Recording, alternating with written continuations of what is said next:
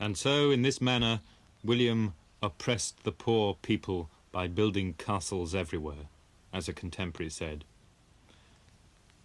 And as evening fell at Hen Domen, sitting around the campfire in the shadow of Roger's Motte, it seemed an appropriate place for the defeated English to talk about their new government.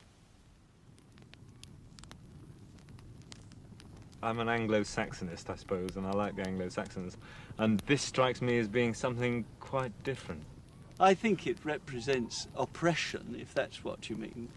And I think that through the feudal system, whereby almost, certainly on the Welsh border, which is the bit we know best, almost every landowner seems to have had a fortification. He's fortified his farmhouse, in effect. It represents a great pyramid of fortification which is there either to hold down somebody else or to make quite certain that you hold what you've got. What we, of course, shall never know is what would have happened if the Norman Conquest hadn't happened. But it's true, isn't it? There was a lot of Norman influence in England before the Conquest, and I think it's on the cards that if the Norman Conquest hadn't happened, within 100 years or so, England would still have been just as much a part of the continent as she was with, you know, the invention of Gothic architecture and the sort of general Gothic civilization which developed up to 1200. My French friends like to think that it was only because of the Norman Conquest that we're even remotely civilized, but what do you think? Yeah, well, I think this is a gross distortion, because if there was a highly civilized country in Europe in the early 11th century, it must have been the Anglo-Saxons. And although I'm sure the Normans, with their short haircuts and so on, thought them a bit effete, nevertheless, I mean, if you look at the Winchester School of Illumination or the great embroideries, the last of which was the Bayeux Tapestry, all that goes. And although we haven't got great pieces of Anglo-Saxon architecture, or not many of them left, this is not where their skills lay, and I don't think that that's true at all.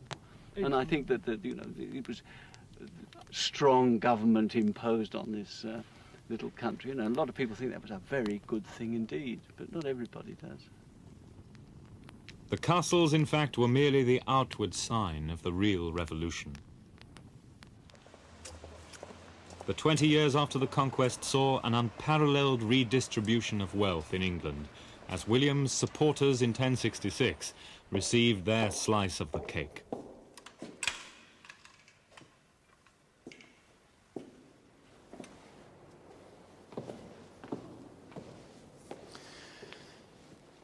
Even the most fervent Anglo-Saxonist must admire William's amazing ability to get what he wanted, being skilled at all times in making his will clear, as one said who knew him. And most typical of his grasping governmental expertise was his decision late in his life to have the whole of England surveyed for the purposes of taxation. And so comprehensively was this done, and so little recourse possible against it, that in a very short time the resulting document became known as Domesday Book. And this is it. We're in the Public Record Office in Chancery Lane in London, in a room which is a repository of 900 years of British history. But Domesday Book has pride of place as the first and greatest of the public records. It was in Gloucester in 1085, over Christmas, that William had deep speech with his councillors about what kind of land England was, how it was populated, and who owned the land. And then he sent his agents into all the shires to determine how much taxable land there was and what his own dues were. And the work was done so thoroughly, says the Anglo-Saxon Chronicle, that scarcely a cow or an ox or a pig escaped. Shameful as that is to relate, adds the chronicler, he saw no shame in doing it, for greediness he loofed mid el. So much so, in fact, that he sent a second group of assessors after the first to check on their work. In comparison, the modern vatman holds few terrors. Let's have a look at the entry for Montgomery. Like most of the book, it's written in a single English hand, surprisingly, not a Norman hand. Perhaps an old Anglo-Saxon civil servant who'd seen it all from the days of King Edward. Right, here we are. In the castle of Montgomery, the Earl has 4 ploughs and £6 in pennies as a levy from a district over the Welsh border. And the second reference to Montgomery here, the Earl himself built a castle called Montgomery, to which are attached 52 hides. That's the Anglo-Saxon unit of assessment. And in King Edward's day, these were held by the Thanes Siward, Oslac and Osor, and they used the land for hunting. Now, we happen to know from a later lease book that Osor's family still held some of their own family land a generation later, but they were the lucky ones. In general, the Domesday Book tells the story of a catastrophic revolution for the English ruling class. In this book, only 8% of England is still owned by Englishmen in 1086, and only 2 of the 1,400 chief tenants are English. Of the sorrow of those dispossessed Englishmen, of course, there is little mention in a work of bureaucracy. But there is one little touch.